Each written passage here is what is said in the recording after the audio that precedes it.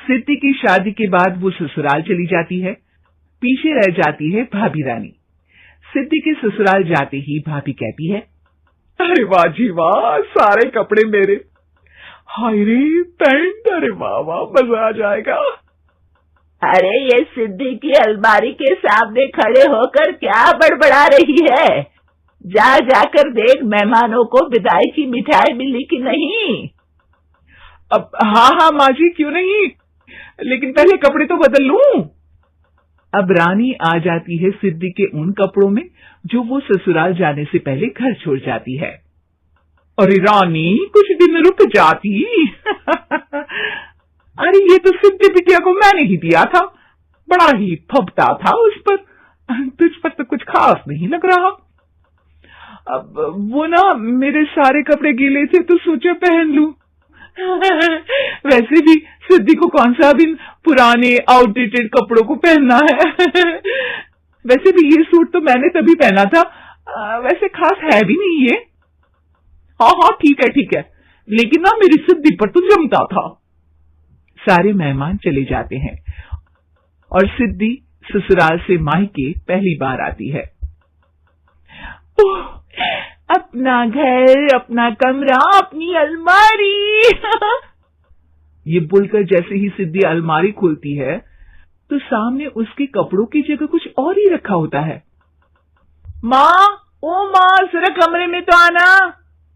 सास और रानी वहां पहुंच जाते हैं। रानी ने पहनी होती है सिद्धि की जींस और टी शर्ट। अरे भाभी, ये क्या? ये तो मेरी बड़ी ही महंगी टी शर्ट है, इसे आपने घर में क्यों पहनी है? अरे बहुत मिलती है दीदी ये चौक की मार्केट में, 150 में। ओ भाभी प्लीज, ये एरोपोस्टल है, 2000 की एक टी शर्ट। ओहो, 2000 में तो दीदी 4 साड़ी आ जाए। अब क्या बोलूं भाभी, ये मेरी अलमारी में छोटू के कपड़े, तो मेरे कपड़े कहाँ है? मेरी अलमारी में। अब दीदी आपको कौन से पुराने कपड़े पहनने थे? माना भाभी, लेकिन मैं जब घर आती तो यही सब पहनती ना। अरे तुम तो बड़ी कंजूस हो दीदी। खैर, वक्त आता है जब सिद्धि ससुराल के लिए रवाना हो रही होती है। अरे रानी, अंदर से सिद्धि का गिफ्ट ले आ, लड़की पहली बार ससुराल से मायके आई है। रानी अंदर जाती है और एक सिंपल सी साड़ी लेकर बाहर आ जाती है। ये लीजिए माँ जी। सास बेटी को गिफ्ट देकर ससुराल भेजती है। अगले दिन रानी एक सुंदर सी साड़ी पहनकर सामने आती है। अरे रानी, ये तो वो साड़ी है जो मैंने सिद्धि को देने के लिए दी थी जब वो ससुराल ले जाती, लेकिन ये तूने कैसे पहन ली? अरे माँ जी, ये साड़ी तो मुझे बहुत पहले से ही पसंद थी, लेकिन चिंता ना करिए, मैंने सिद्धि के लिए भी अच्छी सी साड़ी दी है। हाँ। तभी सिद्धि का फोन आता है। क्या माँ, कुछ अच्छा तो दिया होता ससुराल ले जाने के लिए, अरे पहले दिखा दिया होता। ये चमकते हुए पैकेट में नौकरानी वाली साड़ी मत दिया करो माँ।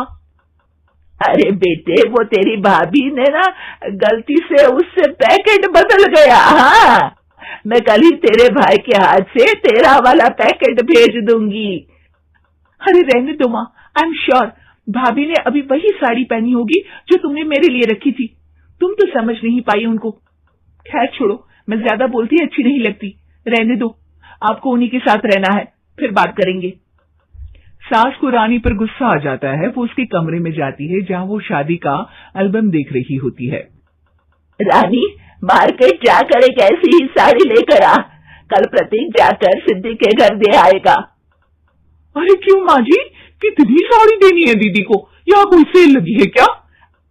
अरे चुप कर, मेरे बेटी के हिस्से की साड़ी खुद पहन ली, अब ज्यादा ज्ञान बांट रही है। एक दिन सिद्धि का फोन आता है। माँ, मेरी सास ने आज सबको खाने पर बुलाया है। सारे लोग सिद्धि के ससुराल पहुंचते हैं। खाना खाकर वो लोग निकल रहे होते हैं कि सिद्धि की सास सभी को गिफ्ट देती है। अरे बहन जी, बेटी के घर का खाना खा लिया, यही बहुत है जो आप ऊपर से गिफ्ट भी दे रही है।